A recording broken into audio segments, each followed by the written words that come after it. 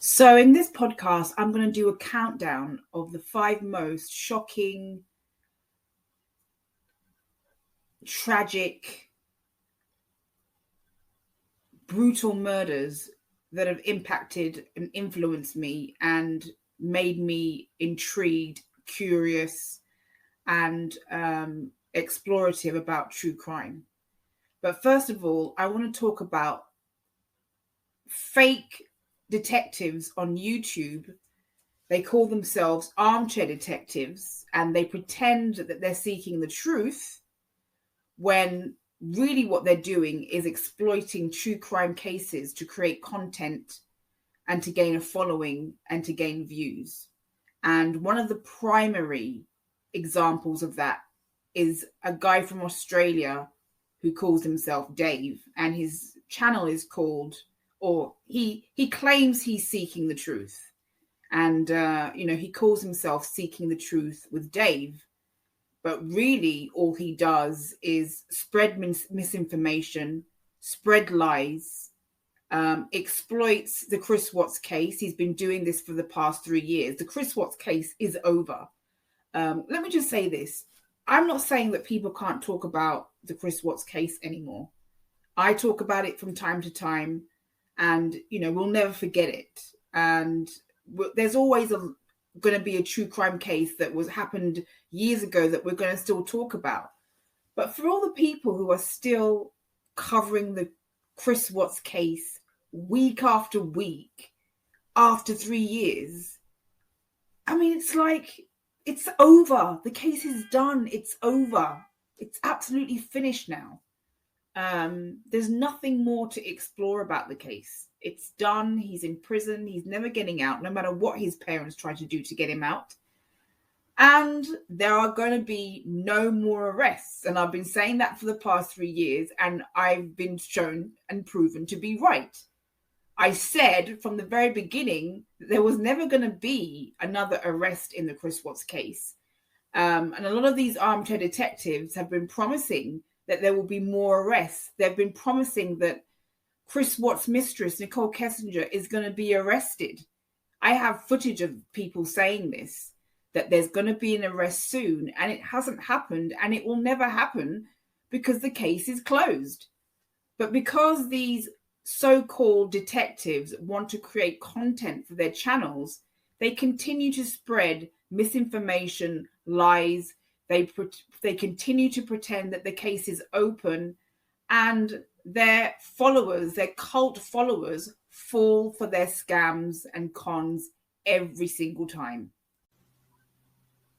Now, what I really don't like about what Dave does is that he exploits the family's pain, the victim's family, Shanann's family. He exploits their pain for his own gain. He has no respect for them. I don't think he cares about the victims. And he seems to have an obsession with Nicole Kessinger, and claims and has said to me every time I've challenged him that he has evidence of Nicole Kessinger's involvements and that he is going to pass this information over to the FBI. Whatever he's claimed to be doing obviously hasn't worked out because she still hasn't been arrested. And like I said, you couldn't pay me enough money to make me believe that she's ever going to be arrested for the Watts crime. I think this case was closed a long time ago, and I said that from day one, and I've been proven right. It's not going to happen.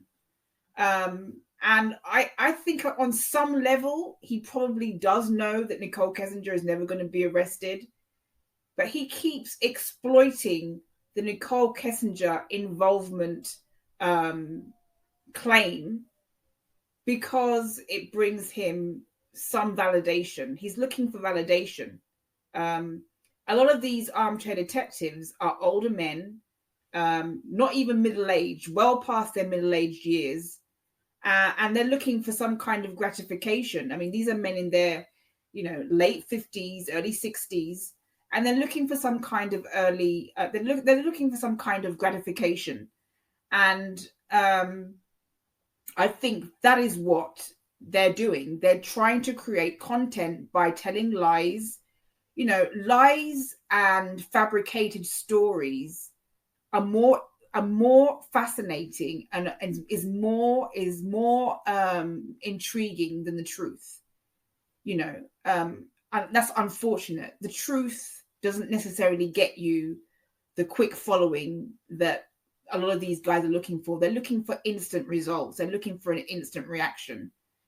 So the truth doesn't always get you the quick following and the views that they're looking for.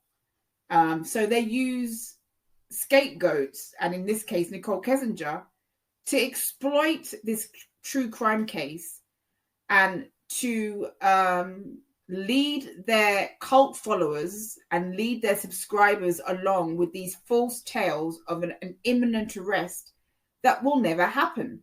And this has been going on for years, and I'm pretty sure that it will keep going on for years until these armchair detectives take their last breath, which couldn't come too soon for me, to be quite honest with you, because I think they are not interested in crime victims.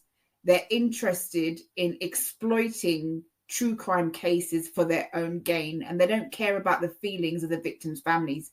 And that's my problem with people like Dave. And Dave just recently got into a spat with Shanann's mum, Sandra. And I honestly believe that he enjoys every moment of exploiting their pain, along with the other armchair detective, the man in England. And the only way it seems that these people are going to ever be silenced, they're ever going to shut up, and the only way to stop them from spreading lies and misinformation is for them to take their last breath. And you know, they're up in age, you know, they're aging people, their time on earth is getting shorter and shorter every day. But while they cling to life, you know, they're in their last years, they are looking for validation, and they're looking for someone to stroke their egos. And they do that by telling you lies. And most of it is a complete lie. Like I said, there is not going to be any more arrests in the Watts case. They don't have anything. They don't have any evidence on Nicole Kessinger. And, you know, they're just exploiting true crime cases to create content for their channels. They're not interested in truth. Some examples of the lies these online sleuths stroke armchair detectives do is they con their audience with tales that they're speaking to a member of the FBI, or they're speaking to one of the interrogators of Chris Watts, that Tammy, for example, is in chat, or that they're working with Chris Watts' family on an appeal. These are some of the lies that these armchair detectives tell, because they want you to believe that they are special in some way. They have some special insight and some special knowledge, and they do this to add credibility to their fake ourselves. And a lot of the armchair detectives, particularly the ones that I'm talking about, they do claim that they're in contact with either the inmate, or that they have insiders who have contact with the inmate. They claim that they're in contact with the family. Sometimes they are, and sometimes they're definitely not, or it's not the contact that they make you want to believe in.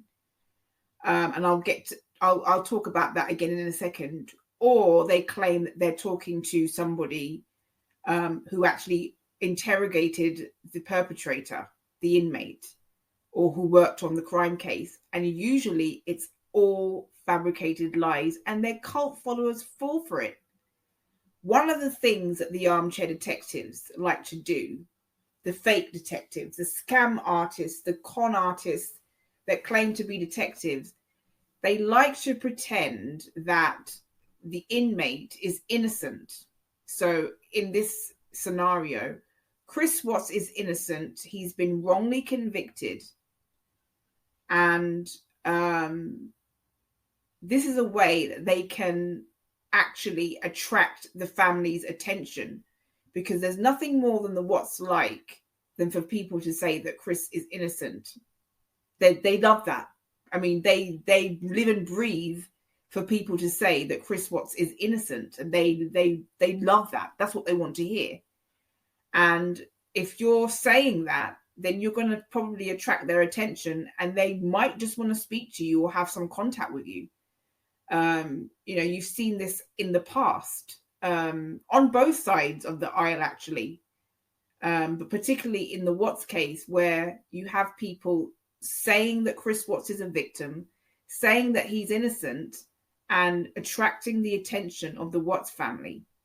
And it's quite a clever method that these fake detectives use, but I see through it, because we all know deep down that Chris Watts is not innocent, because there's no way he could have known where those bodies were if he was innocent.